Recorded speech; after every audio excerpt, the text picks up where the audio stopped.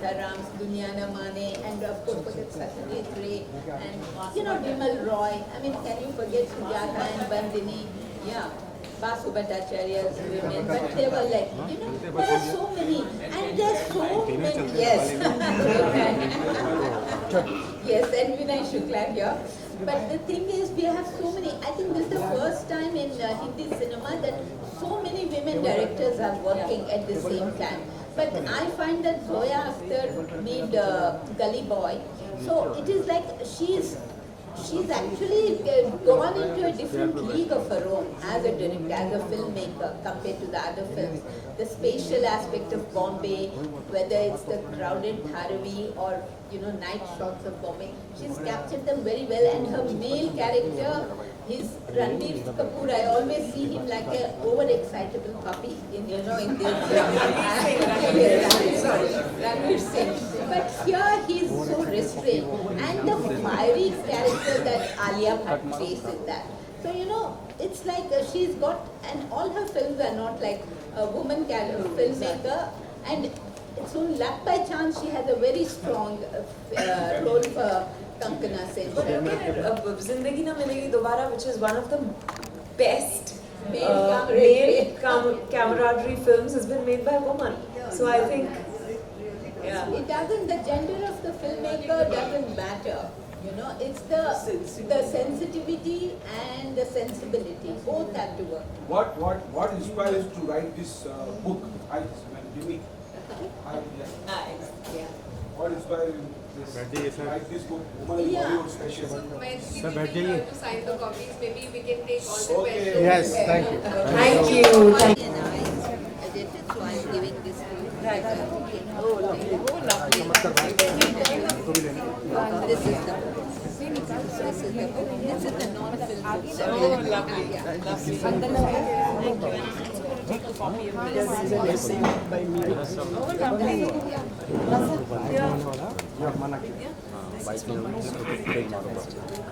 She's in charge. She's This side.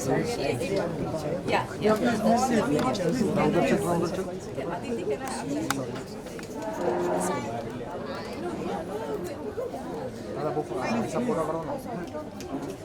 Center look, come close.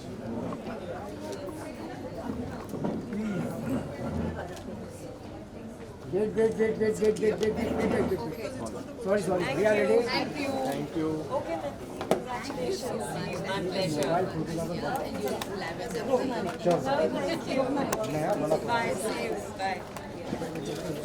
हो गया Yes. हाँ मैं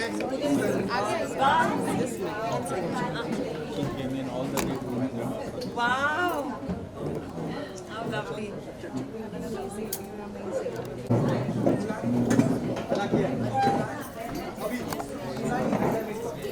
विजय आजा आजा एक तो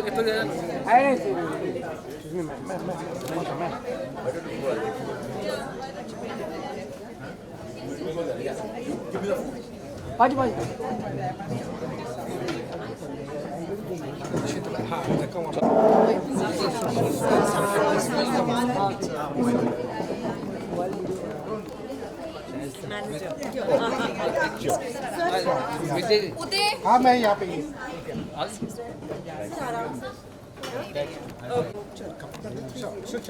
चलते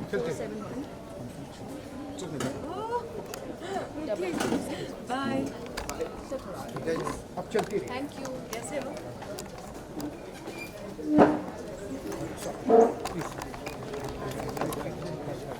थोड़ा आगे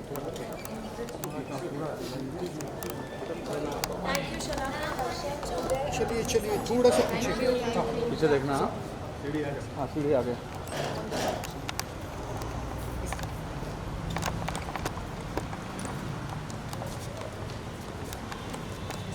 गाड़ी का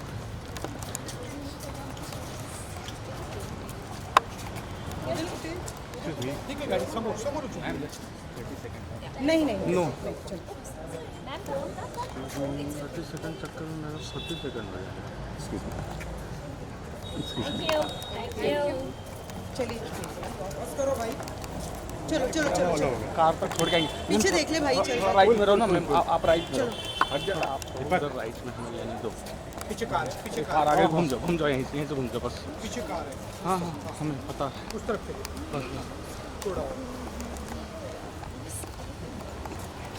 दादा दादा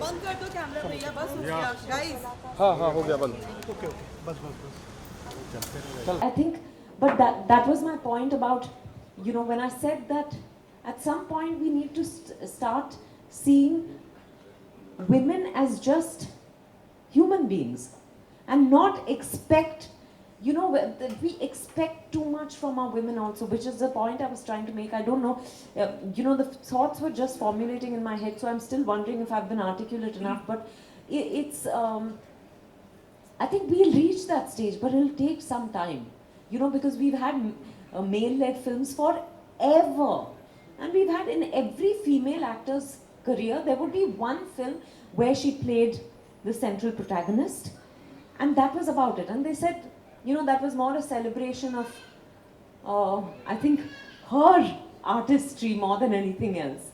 But today, this is slowly becoming the rigor, the norm, but it's still going to take some time. So for now, let's have this. Maithili ma'am, I have a question for you also.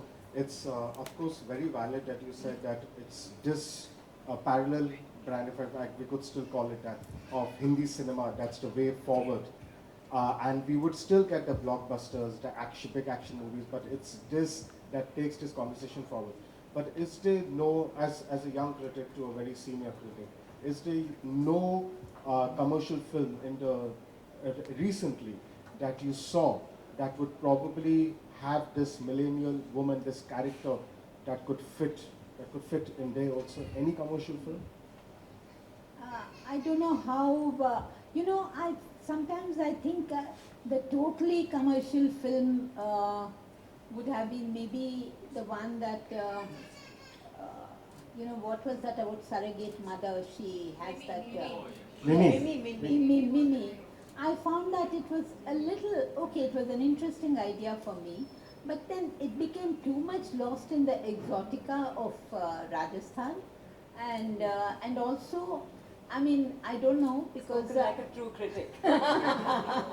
and also I found that the character, when the baby is born, everyone says kitna gora hai, he looks like a foreigner. So where does, if the child looked like a regular brown Indian baby, would the rest of society have been that accepting? Was something that just came to me, that question. It says, aren't you sort of this is a reverse racism here, that you're the white-skinned, slightly light-eyed child is being like adored by everyone.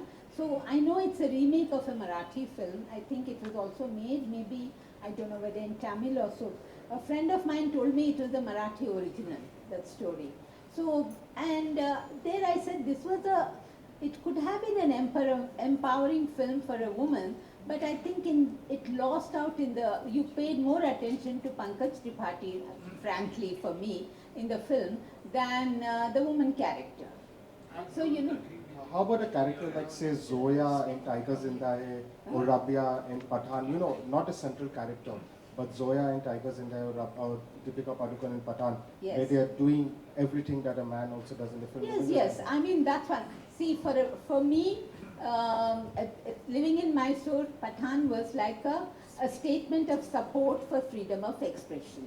So we went, a lot of my friends there who normally don't see Hindi films and all that, we said, we went in a group, we didn't whistle though, but we went as and then it was an entertaining film. I liked the one-liners, the self-deprecatory humor that Shah Rukh Khan carries off so well. And I like that Deepika is not just a decoration, she's more than an orange bikini in that film. She's like, she's such an action, she's given equal importance along with John Abraham and Shah Rukh Khan. She carries out her stunts like an athlete, trained athlete. So there I find that there is a strong woman character over there. and it could be the masalaist film, you can call it, but it does have a, see, it depends on the intention of a filmmaker. So, and unfortunately with the COVID and for a, you know, my husband's health not very good, so I don't go to many open theaters when they opened also, so I didn't want to come back with COVID or something, you know, get him vulnerable to it. So I haven't seen many Marathi, I mean many masala films during the, and this book, and I had 2 more books during this COVID period, so it just cut down my choice of seeing films. I was concentrating on this book and seeing things along the same time. And again, what else would I say? Doing, because when you write the book, it's okay, but then again the editing, and as I said, we had a motherhood book that was, I think 6 months ago, we had its launch here, and then I was doing another, again a book on women filmmakers of India, 17 filmmakers for Suchitra Film Society. That's one of the oldest film societies in India. So I was actually in a way immersed in the woman cause, I can say, over the last 2.5 years. So unfortunately I haven't seen too many of the recent Hindi films. But even when they say Pushpa and KGF, I absolutely, to tell you the truth, I absolutely hated those films. So I think in the interest of time, we'll take last question. It's not a question, it's a statement. It's about the... So I was just about saying that Mini, what you are doing is that you are diverting from the character to the child's acceptance. The fact is that Mini, I thought, despite the fact that I had my own reservations about the way the character was presented, but it was a very well written and very well edged out character. And I think it does speak of the modern woman very well. Of course, you have dances and you exploit certain sensual aspects of the character, yes. But I think the character was very well established. No, also I think it speaks about choice, right? Yeah, choice. To use your body, Yeah. and because body constitutes such a large part of a Yeah, woman's yeah. identity. Yeah. So if you make choices regarding your body that are your own, then I think that itself is, whether it's to be a silk or to be a Mimi. Yeah. I think it's, the the choice has to be yours. Yes, absolutely, absolutely. For me, there is one point here that I make, that, you know, give a woman is a, you know, her sensuousness can be captured very beautifully without being in a way exploitative. What I find objectionable in mainstream film is when the item songs come and then the woman's body is become like, you know, zoom into different body parts put together. Yeah, I know, That it's I find objectified. It is objectified. That is objectified. Yeah. I mean, where is her autonomy of her body? Yes. If your camera is just zooming in on different parts of her body. From the beginning, that was something that I was very, very, you know, uncomfortable with. That's fine, but it was finally, in the ultimate analysis, it was a mainstream film. Yeah. So I mean, there are certain compulsions. So otherwise, I think it was, and the other film was, and I think they are. I think we'll take one last question. Okay. No, but he's I need to not make a a question, statement, it was an not- explanation, a comment. Yeah, Hi, Maithili. yeah, hi.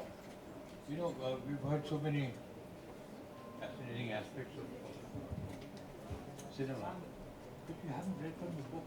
Can you read it? No, we said we'll not have a reading from the book because, you know, I really wouldn't know what to read from. We haven't Actually, spoken about the book as yet. yeah, but so I expect you to read it and then come back to me. I'll do that. I know how to read you. You know, reading, if you're not a professional actor, trained actor, reading can become very boring. We will have many more events Yeah. so we can read up yours, next event, trained actor. Not trained, but You know, Yeah, hi. Sorry, I hope this. Yeah, this is for both of you, Maithili and Vidya. It's basically the very act of filmmaking. I'd like to know, in terms of a male director and a female director, is there a difference in their filmmaking process when they are handling women-centric subjects? So does a male director bring in his male gaze, so to speak? Is there, or is there? No, I think it's just, for the woman, it's more her own experience, right? Even if it's not exactly her experience, it's easier for her to have empathy with the experience of the character. So, from that point of view, the perspective may be different, but I think I've been directed in a lot of my films by male directors, and I've never found the problem with the so-called male gaze.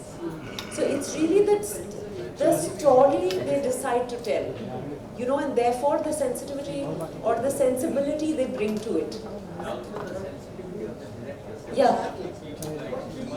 Yeah. Yeah. Yeah. Yeah. Yeah, that's true. Some of them, most, yeah.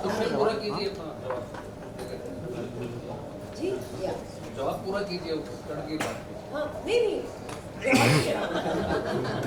No, I mean to say, because you don't see a creator as a male or a female. Exactly. As Vinay said, the creative aspect is the feminine aspect, you say, of the brain, it's the aesthetics. And then the other part of which is, I'm sorry, I don't know which is the right side of the brain or the left side of the brain, that's more creative and blank. But for any work of art to come out, you both have to work in balance, in harmony. So some of our most notable women characters in our cinema have been created by men. There is no going away, right from Mother India, and everything will fall. And he is a special needs child, so everything will fall apart if you're arrested, or your life will just come crumbling down. So what would you do? And there were no clear answers. I thought the way it was structured, the way, she's initially in denial, and then there's wanting to shove this under the carpet, and then there's guilt which consumes her, which makes her angry, therefore, because this is a reality. She knows that it's a secret, she can't keep secret for too long. And then finally the acceptance of it. And I thought in both characters, yes, I think the juxtaposition of both women's lives was really, it made the film what it is, and there is no way of knowing, in terms of numbers, how a film does when it releases on OTT. But I have to say that it was amongst the 10 most watched films on OTT last year. So that's very heartening, when you know that even these kind of films are being lapped up by people. So for me, I think this kind of exposure to other kinds of film narratives and filmmaking, I think will change even popular taste and make them accepting of more challenging, say, stories that don't give very easy answers. But what happens is you want to give easy answers to make the viewer go back with some message that is very easily internalized or take home with a sense of comfort. I think that has its own place, but the most exciting part of filmmaking would be these challenging kind of stories that you tell, where you're not seeing a character just as a woman or as a man, but first of all as a human being, and then grapple with situations. Maybe in a very hopeful future we can go to that, but you can't escape the kind of burden that a woman carries in our society. I don't think we should either, I don't think we've reached that stage where we've even acknowledged the burden. Yeah.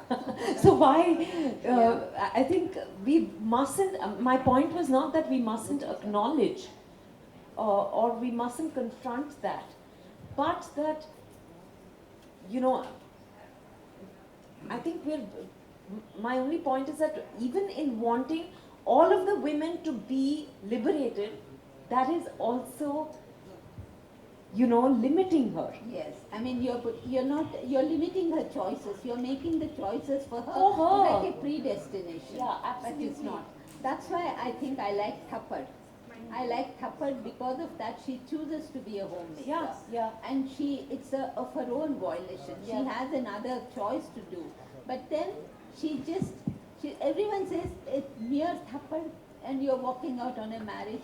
But then it's not done in a very, I mean, there are parallel stories that I think sometimes take away from the main story, but they also add to it. So that's why, a woman has the right to feel so insulted and stop respecting the man for slapping her in public. And everyone says, absolutely. and then everyone says, No, even public her own or private. private, you know? So that's why the point was that it's a given situation. Even her mother says, you have to adjust. And her brother says, you have to adjust. I mean, he's otherwise a good guy. Why are you walking out on him? So that's, I think, and I've read somewhere that the more positive response to that film came from men than from women viewers. Oh, really? Yes. I don't know where you come across this. Yeah, because many women also, brought up in a more traditional way. To keep the family going, you have to accept, overlook certain, that conditioning, the mother is conditioned to that and she tries to pass on the conditioning to the daughter. She listens quietly but doesn't argue that much with the mother.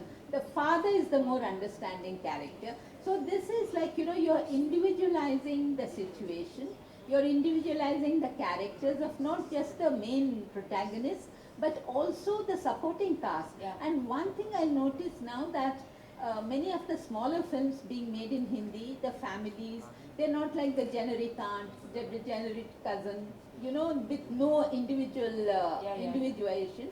So now I find that when people wrote off Hindi cinema, Bollywood is dead, South is taking over, when KGF and other films, Pushpa and all became big, massive hits, I said, no, the future for Hindi cinema is not reproduce the 80s film, the angry young man, the Avenger hero in a different contemporary format, but go back to these smaller stories set in very authentic, it was also authentic Hindi regional variations. I think for me that is the future of Hindi cinema as such. Yes, the big action blockbusters will come, and there'll be the kind of figures and all that, but the real future for me is like these small stories but very authentically created in authentic settings and characters that you care for and believe in. We'll just open it for audience. Okay. I realize that both of us talk a lot. So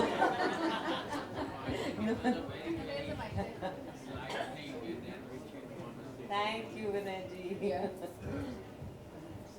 Hi Vidya, I have a question for you. Hi. Hi, it's Shikha here, Hi. and you've done 2 movies, Mission Mangal and Shakuntala Devi, which is on the science fraternity. I'm from the science fraternity, being an engineer.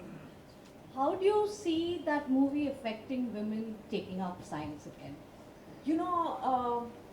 More importantly, I realize that it's impacted a lot of kids, amongst which are a lot of girls. So I think it's definitely had an impact. Firstly, where do we have enough, films on math and science and all, even I would have thought of as very, boring, I'm sorry to say, but it's not a natural choice, right, for storytelling. But I thought these stories were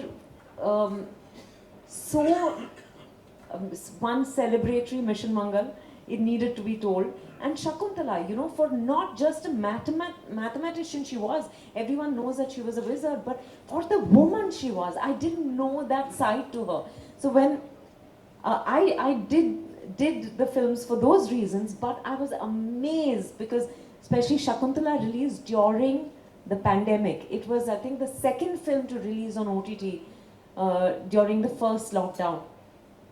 And the number of people who wrote to me after it, you know, on Instagram, on social media, on even people who had access to my number wrote to me directly saying, they've sent me videos of their children playing Shakuntala, of wanting to learn maths. Same thing happened after Mission Mangal.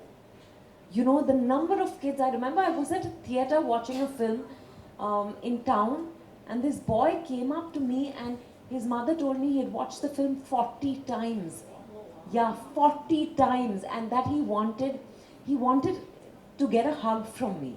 I was amazed, you know, because the kind of films I've done most of them are, you know, adult films, and I don't get too much of a kiddie audience, but it was amazing that the film had that kind of impact.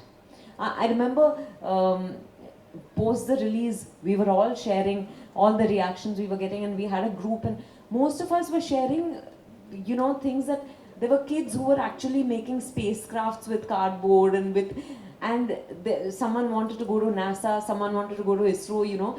The parents were actually writing into all of us on the team, like whoever, you know, known people. I think that was very heartening. So it's definitely had a great impact.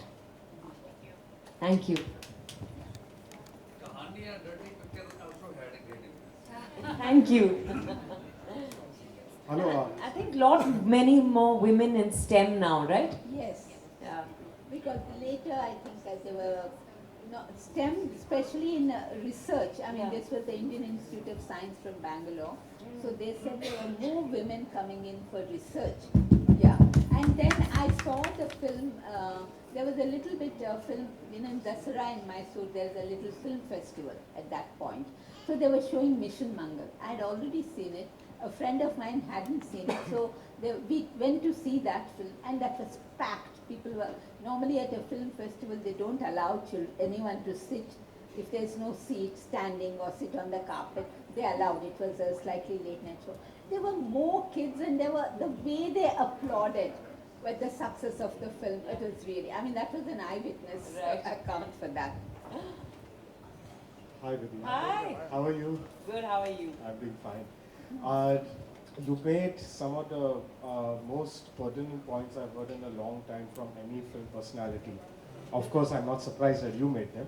About how women need to just, you know, probably just, if I have to sum it up, be how they wish to be and just be left alone, and that's probably true empowerment.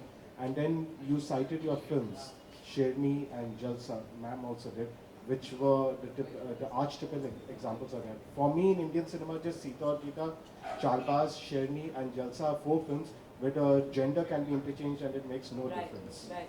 So, what I wanted to ask is, based on that, even if we look at this, and this conversation is very important, but if we look at the millennial woman in Bollywood, would that become truly empowered the day we stop needing to make this reference? Like, we never have to say the man this or the man that.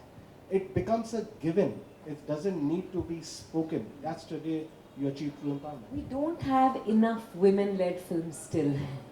It's still not the norm. The day it is, the day there are 50% films headlined by women, you know, both actors and directors and technicians, but most importantly actors, I think. And the more success we see, these lines will get blurred. But at this point, I think it's very important to underline this, to acknowledge it, that we are making headway. That, you know, we've come a long way already. And story is different. Each journey, I feel that we are actually stereotyping the modern woman to have, for every woman to have a voice, for every woman to be heard, which is why, you know, I want to, I don't know if you've seen my film Sherni, but I thought it was a great example of a woman who was not aggressive in a male-dominated world. She was quiet, but she had her conviction. She went about not by thumping her fist or by making a big deal of things, but by quietly doing her job and by doing what she felt was right. So, you know, it was refreshing for me to see that there was here, and let's not forget that the director is male. Yeah. You know, Amit Masurkar made the film.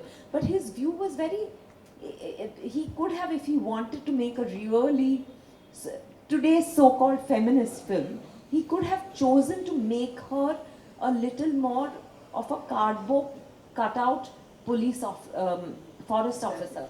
But he didn't, and I think those choices, to me, Yeah, you're very right, because as I said, that complexity of the situation, and as I said, each individual will have a journey. This I found that, you know, you do tend towards being judgmental about the heroine's choices or their representation. That I think is like, very often depends on the filmmaker's skill. You know, in the sense that, does he convey the complexity of the situation, I think also the complexity of the choices the your woman protagonist has to make. I think that came out very well in Jalsa. Yeah, right. You know, because you had negative shades in that, and your conscience is like, you know, bothering you. Not just bothering, it's gnawing your attitude at the soul. So when you show that kind of a conflict, I think that's where the film succeeds. It may not be a huge box office hit, but I mean, that's the problem, you know. You go deeper into a film's character and focus on the inner conflict. I think people can accept that in a book, because it gives them the scope to take that inward. Because when you're seeing a visual medium, that's giving you a different message at times. So I think to convey the inner conflicts of a character in a film is far more challenging than in writing a book. And so that becomes dependent on the writing of the film, the way the film is narrated, and how deeply the protagonist understands that role and brings that out.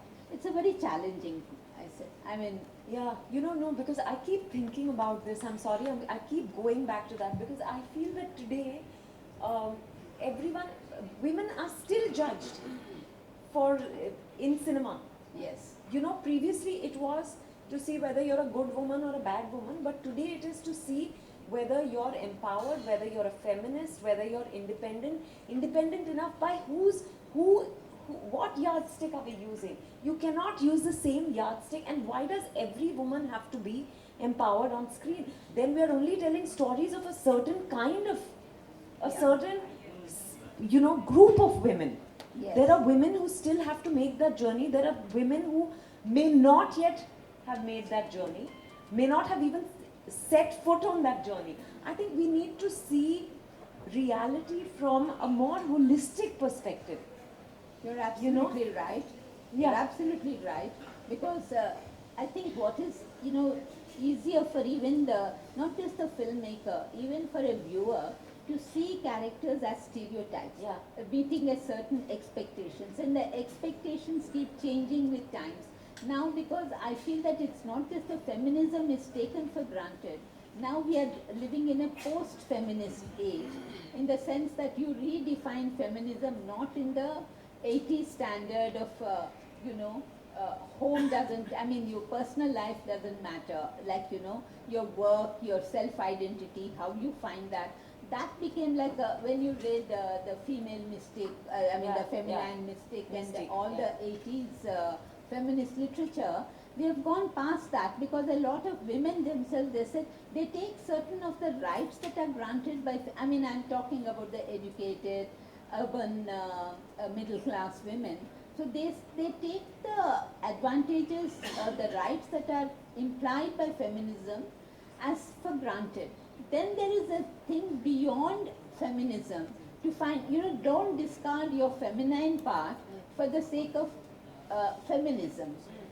So you can own both parts of you, and that is, I think, what I see in women in their 20s, late 20s and 30s, and there are other women who are just even coming to that first taste of liberation.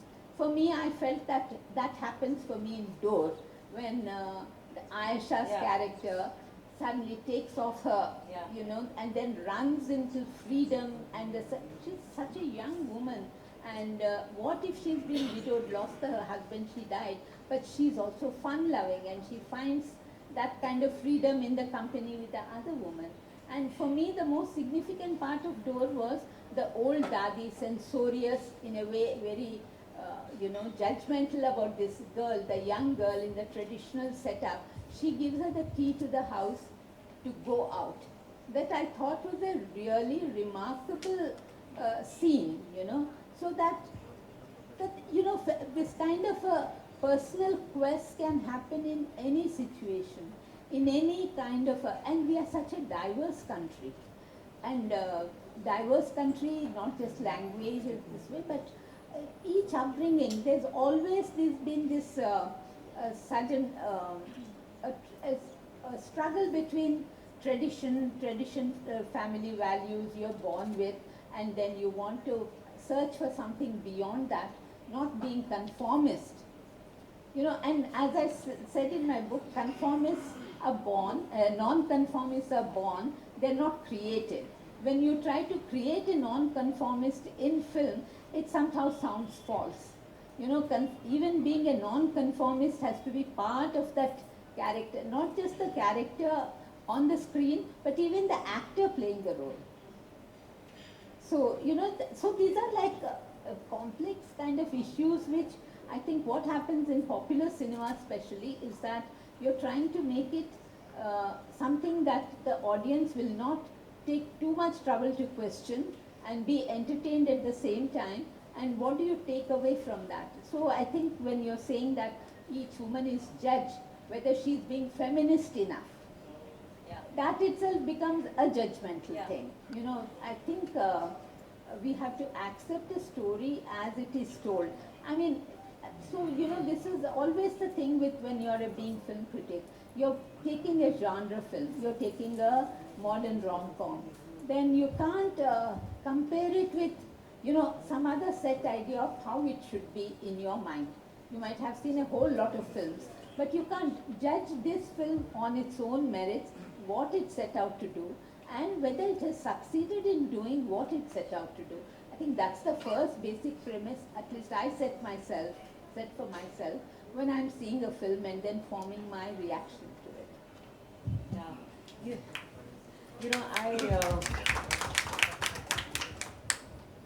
I was about to say something and I forgot. No, not at all. Talk about Jalsa. I found it a very intriguing and a very reflective film in a very quiet way. What was fascinating for me about Jalsa was the fact that it could have been a man in her place. Yes. And he would have gone through the same quandary. So it was not gender specific. Her gender did not determine her reactions, or that for me was very freeing. Just to read as material and then to play that on screen. Because she's already, when you see her, she's already an empowered woman who's living life the way she wants to. But, a situation like this can make you extremely vulnerable. And that's, like I said, it doesn't matter what gender you identify with. This is very human. This is a human quandary. I found that absolutely amazing. And I think that's where I hope someday, I think as women begin to take charge of their lives more and more and more, and I feel that that's where cinema will go, where we're not necessarily, we're not pigeonholing women's roles into just being women's roles, if you know what I mean. Yes. We need to open up the canvas. It needs to get more expansive and free, and that for me would be truly liberating. So I think that's what fascinated me most about Jalsa. But please do ask whatever you wanted to. Sorry, I just went off on my...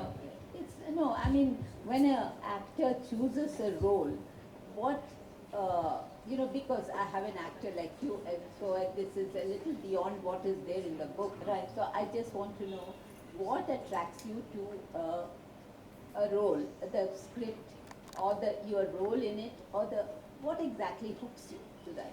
This human dilemma, because I have to tell you, Maithili, that I was offered this film before the pandemic and I had said no. because I said I would never walk away from a situation like that. But the pandemic happened and suddenly I began to look at the world and myself very differently. You know, and now I realize that I don't know what I'll do until I'm faced with a situation. There was a certain humbling, I think, that the pandemic caused in us. And that's when one day when I was speaking to the writer-director Suresh Triveni, he said he made some changes to it. And I said, I'd like to read it. And he said, really? Because I'd already said no. But I read it, and this time I connected with it because I saw how it's about human frailty, right? Yeah. And for me, exploring something like that is very exciting. Because there is no, it's very easy to say that, it's very easy to judge someone else in that situation. But what would you do if you had a child at home and you were the only caregiver for that child and for you have a mother, but that's your world, right? You know that you have to protect it fiercely. And now you feel that Mysore. So it finds that this resonates even in the small towns. Right. So over to you. You know, I'm first very intrigued to know why the selection of these three faces for the book. I'm very flattered that to be sharing space with Meena Kumari, who's, you know, who's an icon for all of us, but I've admired her deeply. And of course, I've loved Kajol, I also know her a little personally, but Meena Kumari, I was like, oh my God, why the selection of these three faces for the book? You know, I was actually struggling to come up with a cover idea. And here I must thank the person who's not here. I suggested to Shama and her son Dhruv, whom I know, they live here in Bombay, and I bought her painting. And suddenly one Sunday morning, and OUP asked me, what do you want for the cover? I said, I want something symbolic, a figure of a woman who is free, like a flowing palla maybe, and then still working, rooted in the soil, but it didn't gel. The sort of things that they sent, I said, it's like very generic. It could be like in a textbook. I said, this book is about cinema. So I have to choose the actors, the icon, and also I wanted to suggest a kind of an evolution of the Indian woman from Meena Kumari, and Kajal is the bridge because the 90s cinema comes in there, and then the 20th century. I thought no one better than you for that. And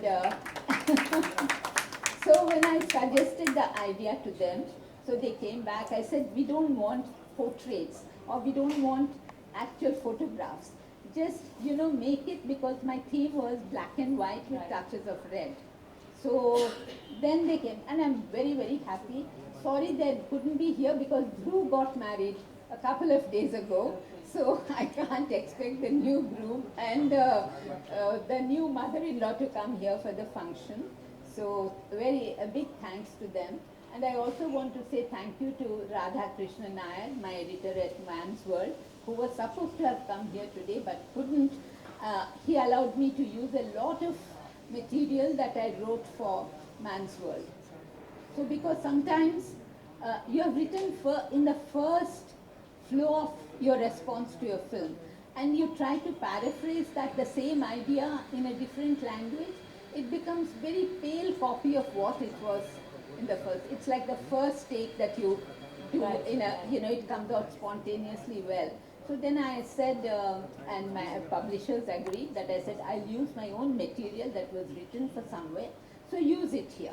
Especially, you know, I think some of the things that I wrote about the dirty picture, some parts of it were there, but when I saw so many films again right now. So this was like, that was like, suddenly, I think watching news in the morning on a Sunday morning, I said, why am I struggling with all abstract figures? This is a book about cinema, we have to have concrete actors on it. So that's and I said, like, evolution, show it in this kind of a triangle. No, it's a lovely cover, and I love that dash of red. Yeah. It's just, you know, I'll come to the book, but you said something very interesting, which is about today, actors being both brands and brand ambassadors. What did you mean by that? You know, you see the advertisements. I mean, I watched, and in the book, in the introduction, I quoted Santosh Desai, who's a column that I write. I like and I read it. Then he talked about all this branding and the difference between the old advertising, Nirma advertisement he gives. So Manju, all the names, Jaya or something Nirma, Sabki Pasand Nirma, you know, that song, the jingle was there. He says that is not resonating now in the new advertising. You need a star face who is endorsing a product, and she's also selling aspirations. And another thing with brand ambassador, I said, was one of the things that has made society open up now is advertisement always, I don't think it sets trends. Some advertising guru years ago when I met him, he said, advertising doesn't set trends, it catches the trend and then capitalizes on it. So for me, the example was the advertisements about sanitary pads, which was such a hush-hush thing all those years. Then there is anonymous ones of a mother talking to her teenage daughter and then saying that, you have to use the sanitary pads are really healthy and clean. That's what you give confidence to your daughter. Then came Anushka Sharma's advertisement I saw for this one. Forget about those days, I'll wear white and things like that. So, all these things built up that the brand is selling, she becomes the brand selling this, and she's also becoming the ambassador to sell an idea. Right. So that was the thing when I say she's both the brand, and I think in a way Bollywood has discovered the modern independent woman with a mind of her own as a brand to be promoted. I don't think they consciously pursued that, but I feel that they saw what was the kind of metro society around and found these women. So I think they also, gave agency to her. And then you see all the films that have come, rom-coms, you see long ago, Salam Namaste, you have set it in Australia, then they are living together, and then, there's no family anywhere. Neither her family nor his family. The friends, the peers are the family who are influencing them. Then you had, then I think one of the films that came out from Yash Raj was Band Baja Barat, where again, it's the girl who is the driving force in the film. So even in a rom-com where earlier she was just sidelined, the hero was more important. Look back to Shami Kapoor films and all that earlier, all the rom-coms that you had earlier, and this is so different. And there are live-in relationships in Shuddha Desi romance. Of all the places in a small town you think is very conservative, like in Jaipur. So that was something, that I said the rom-com is sort of run its course in Hollywood. And I believe the thing would be, if you run out of ideas for any film, chalo, rom-com bana denge. Even they said, let's make a rom-com. But I think that also has evolved in Hollywood. I think it's evolving in Bollywood. And I think that there's a whole lot of films that I discovered which I hadn't seen then. So I saw those films. So I find that women get a say in a relationship, in determining the scope of a relationship. So that I thought was very significant. But do you think we're becoming a little myopic in the sense that the way we're judging female characters has actually, I think female characters are judged as severely now for the fact or through the prism of whether they are being feminist or not. I think the tables have turned. I don't know if I'm able to articulate this correctly, but previously I think they would get judged for whether they were good women or bad women, or they were victims or they were vamps or all of that. But now I think every character is being judged for whether she's feminist or not. And isn't that an unnatural expectation from every female character on screen? Because feminism is not one thing. I think feminism has to be also seen in the context of the world the story is being told in. Like, I'll never forget what one of my sociology professors said when I was studying at Xavier's. And she had said that for you, feminism is very different. Your rights, being aware of your rights and living your life on your own terms and making your choices, all of that constitutes who you are. But for a woman in a village who's lived in the parda or in the ghungat all her life, the first time she lifts the ghungat and walks, that Yes. is empowerment. That is, in that context, she is being a feminist. Yeah. So do you think we are going through a time when we are looking at it through a very myopic, having a very myopic view on this? This is something when I used to write on the images of women, they used to say, is it a positive image or a negative image that's being I'm talking of the films of the 80s and early 90s.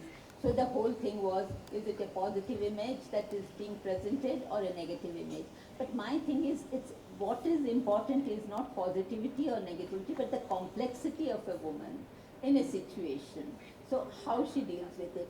You don't want a cardboard positive figure. You don't want a totally stereotyped vampish figure. She is a person with many challenges, and each individual has to go through a journey. So I feel that yes, maybe there is some kind of, as you said, myopic thing about, like in the dirty picture. So many people, I remember saying that towards the end, you still have the, you put the bindi, then you put on the red sari before you take this thing. So is there an innate wish in the rebel who took on the system on her own terms and her weapon was her sexuality, her sex appeal. And then you made your way through a very patriarchal, male-dominated film industry. So when you do that... No, but why does one have to... I'm saying, these are not exclusive, right? We are human beings. If we are really complex, even a woman like Silk, I'm saying, is allowed to have aspirations of having a partner, of being married. Why does it have to be so exclusive to one another? I'm really grappling with that, because I find that I don't read film reviews most of the time, not of mine for sure, not around the release because it's very stressful. But I'm saying even otherwise, when I do, the way films are being discussed, I think we're not, we're not allowing for creative expression of telling of a story. There are all kinds of women. Besides cementing her place as an actor in Indian cinema, she is also known for devoting time in humanitarian causes she has supported over the years.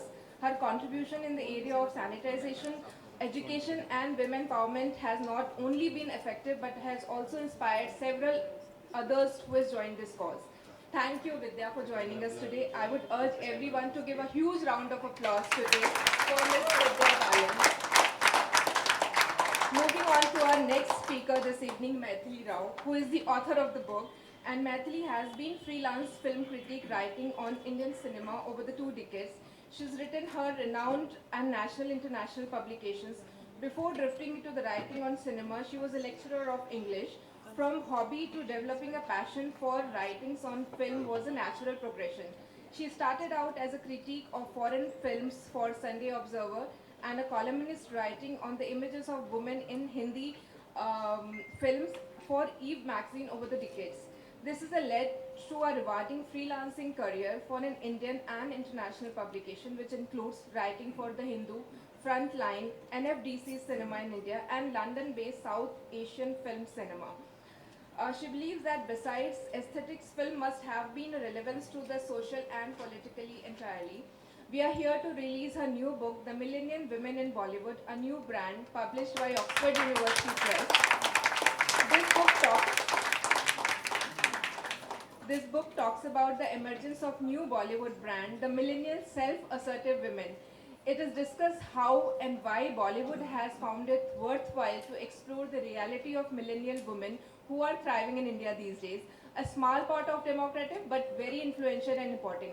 Now I will leave it to the experts to introduce the book. Without any further delay, I will hand it over to Maithili and Vidya, and with the formality, I would request everyone to kind of release the book, and then we'll take the conversation forward. Thank you. Over to you.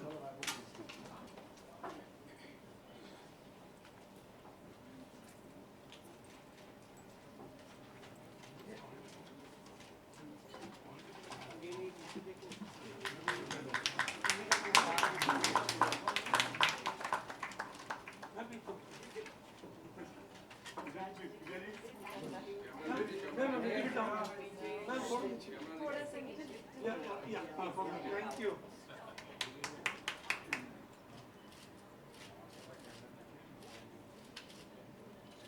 Sir आप लोग का picture यार side में था आगे पे gate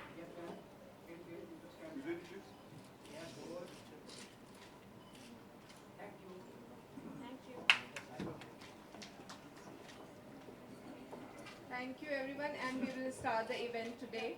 Maithili, over to you.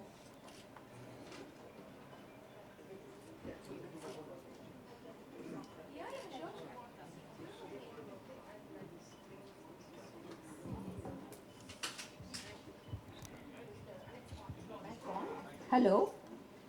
Thank you all. First of all, thank you, Vidya, Balan, for so readily agreeing to release the book. I didn't expect it, actually. Firstly, hi Maithili, because this is the first time we are meeting. But I have read Maithili's name in publications over the years, and I knew hers was a credible name. But most importantly, she told me she was carrying my face on the cover. Hi everyone, good evening. So I think that was, that tempted me. And of course, in all genuineness, I was very intrigued to read the book, but I said yes to you even before I did, because I knew it was something that I would be interested in, and a lot of other people. Thank you for that vote of confidence. Okay. And thank you all for coming here.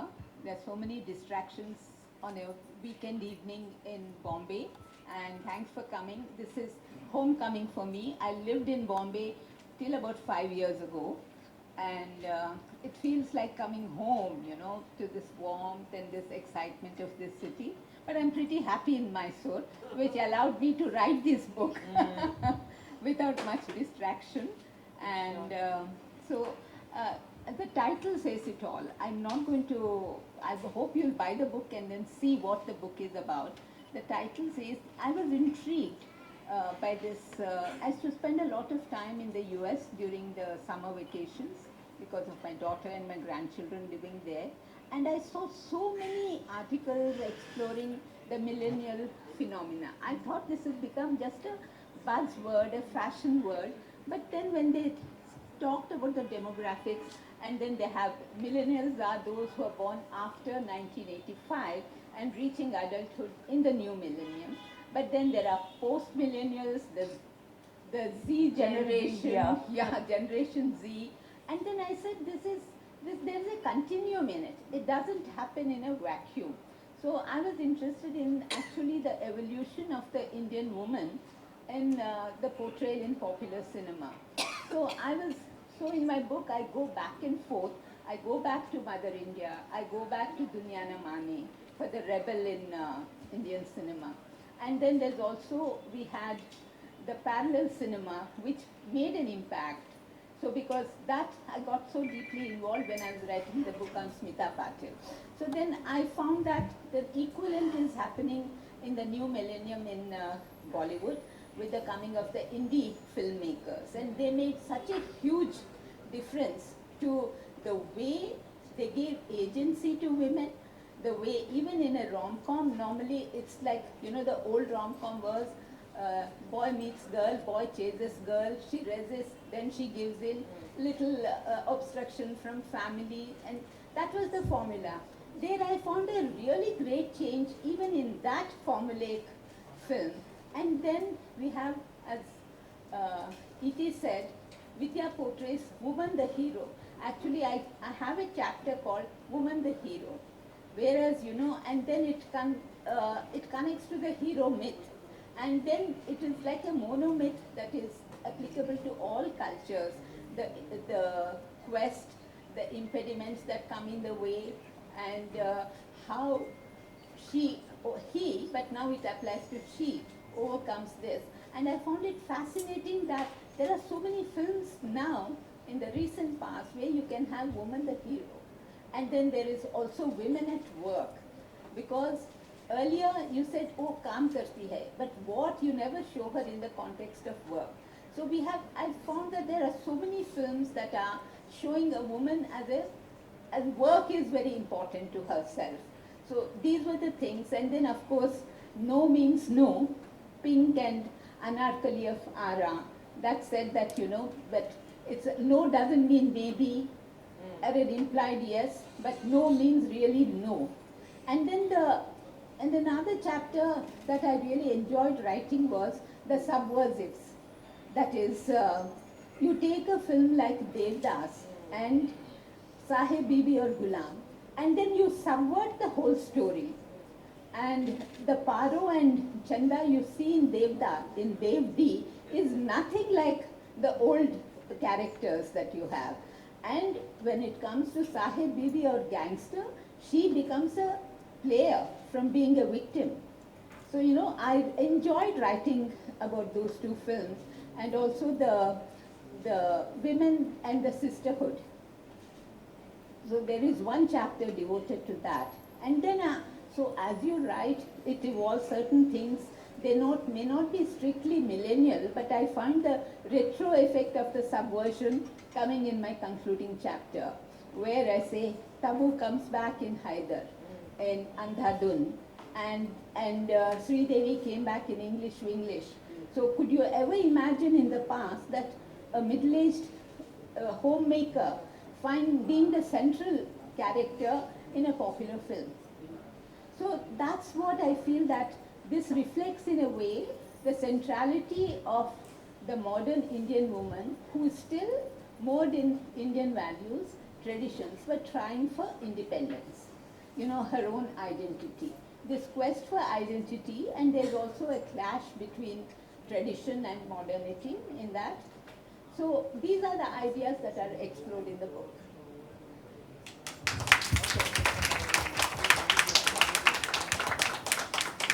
So I think we'll get to, instead of a monologue, we'll have a dialogue now. No, but I think it was very important that you laid out for everyone what all you've really explored in the book. I've had a chance to read parts of it. Ajayji. But this has given us a sneak peek, everyone a sneak peek. Yeah.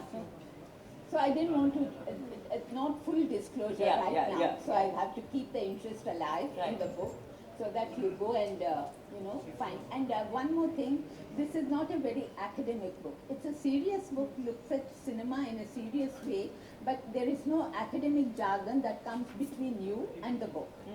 Okay.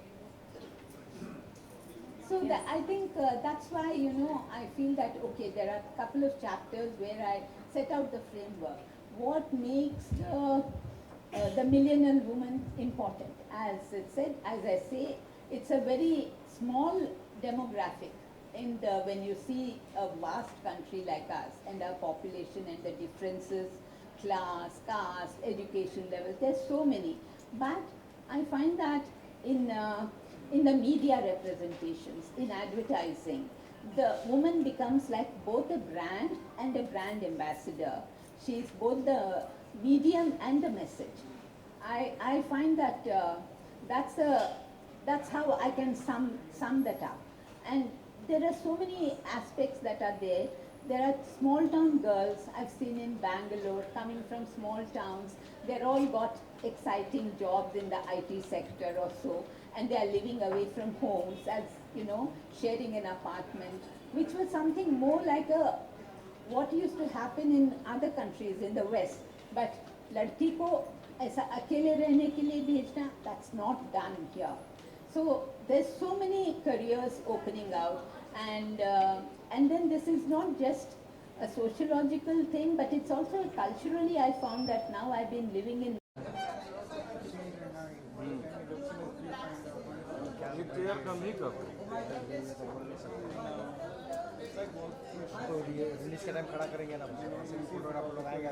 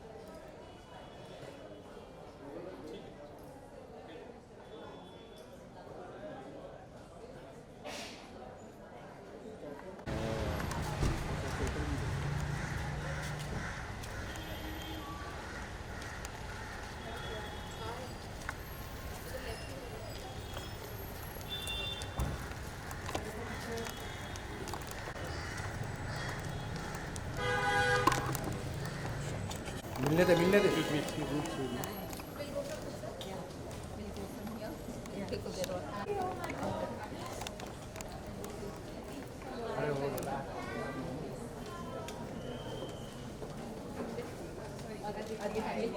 To all the guests present here with us today, on behalf of Oxford University Press and Tidal Waves, I would like to welcome our special guest for the evening, Ms. Vidya Balan. It is an honor to have you with us today. We're delighted that you could find time to be part of this evening. Before we move forward to the evening, a few words about Ms. Balan and her contribution to Indian cinema. She's one of the finest and most admired actors in Bollywood, and if I may also add, in Indian cinema. Apart from being a powerhouse of talent, she's also hailed as one of the pioneers who changed our perception of female lead actors in Bollywood. Be it her strong craftsmanship as an actor, or her choice of roles in the films she has acted in, we all have been awestruck by her performance on screen over the years. She is rightly credited for ushering an era of female-centric cinema in Bollywood, which was not something widely in practice, and neither was audience used to it. Ms. Balan is one of the very few whose films have both been commercially successfully and critically acclaimed. She is often regarded as a female hero of the modern times by critique anonymously. We can never present an exhaustive list of her acclaimed work, but some of her many unforgettable performances would include Kahani, The Dirty Picture, Ishqiya, Pa, Tumhari Sulu, and to the latest addition on the OTT platforms like Shakuntala Devi, Sherni and Jalsa. She is the recent film award. Thank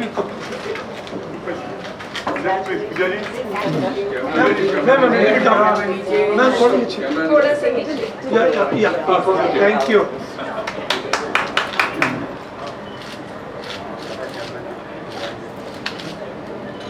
sir आप लोग का picture हर side को जाना wait yes sir wait camera yes goal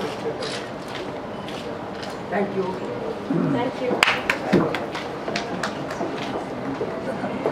Thank you everyone, and we will start the event today. Maithili, over to you.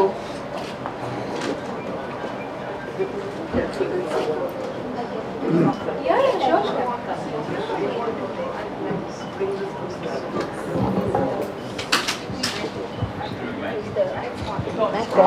Hello.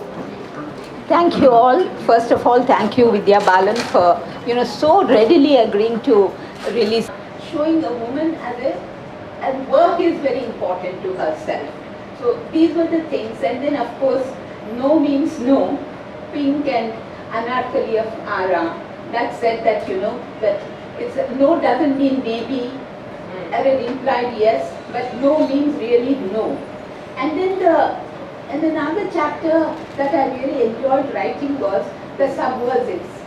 That is, you take a film like Devdas and Sahib Bibi or Gulam, and then you subvert the whole story.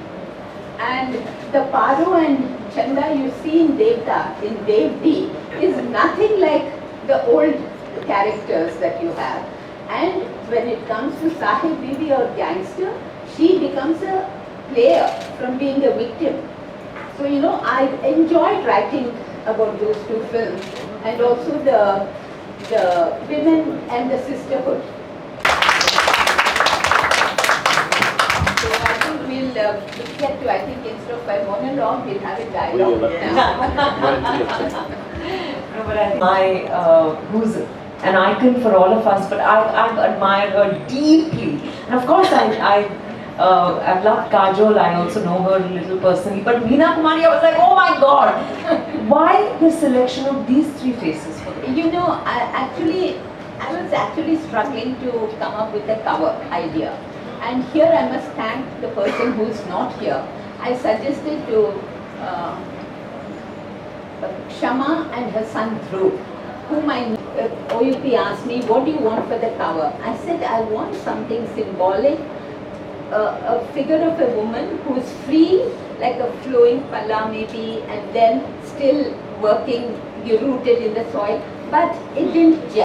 So when I suggested the idea to them, so they came back, I said, we don't want portraits, or we don't want actual photographs. Just, you know, make it, because my theme was black and white with touches of red. So then they came, and I'm very, very happy. Sorry they couldn't be here because Dhruv got married a couple of days ago. So I can't expect the new Dhruv and the new mother-in-law to come here for the function. So very, Is different. Each journey, I feel that we are actually stereotyping the modern woman to have, for every woman to have a voice, for every woman. I was about to say something and I forgot. No. Talk about Jalsa. I found it a very intriguing and a very reflective. Me most about Jalsa, but please do ask whatever you want to do. Sorry, I just went off. No, I mean, when an actor chooses a role, what, you know, because I have an actor like you, so this is a little beyond what is there in Emma, you know, because I have to tell you, Maithili, that I was offered this film before the pandemic and I said no. Because I said I would never walk away from a situation like that. But the pandemic happened and suddenly I began to look at the world and myself very differently. You know, and now I realize that I don't know what I'll do until I'm faced with a situation. There was a certain humbling, I think, that the pandemic caused in us. And that's when one day when I was speaking to the writer-director Suresh Trivedi, he said he made some change. Okay. I realized that both of us talk a lot. I think it was a very, very enlightening and enriching conversation. Thank you, Vinayji. Yeah. Hi Vidya, I have a question for you. Hi. Hi, it's Shikha here, and you've done two movies, Mission Mangal and Shantila Devi, which is on the science fraternity. I am from the science fraternity, being an engineer. How do you see that movie affecting women taking up science again? You know, more importantly, I realize. Thank you for helping us with the event. Thank you so much.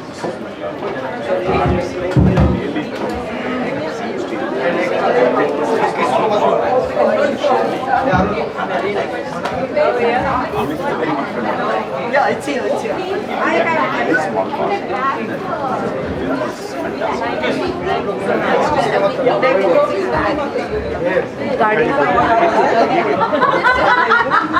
I'm going to take away your back.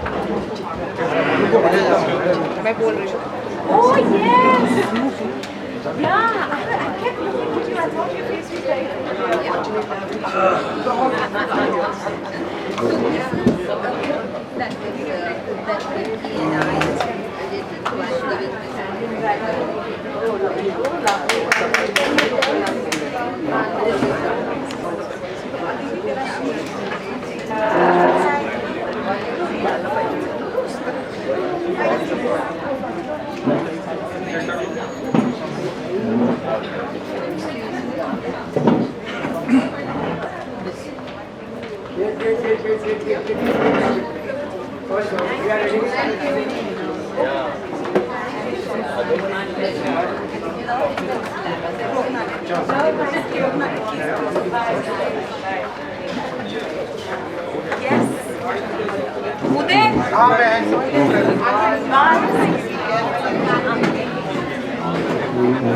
Wow.